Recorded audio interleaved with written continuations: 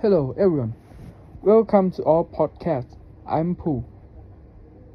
And I'm Boom. Today we are going to talk about forest conservation and why forests are so important. Forests are essential to life on Earth. They produce oxygen, absorb carbon dioxide, and help control the climate. Without forests, our planet would be much hotter and harder to live on. Dry forests are also home to millions of animals and plants. Many species depend on forests for good and center, and humans also rely on forests for resources and livelihood.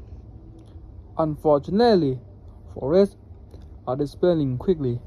Deforestation, wildfire, illegal logging, and urban expansion destroy huge forest area every year.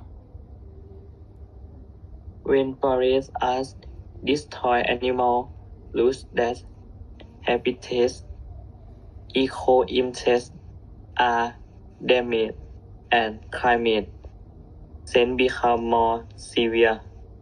This problem affects everyone, not just necessarily. So, what can we do to help conserve forests? We can start with important action like reducing paper use, recycle, and choosing eco-friendly products. Supporting organizations that protect forests also make a big difference. We can also raise awareness by talking about forest conservation and sharing information with friends and family.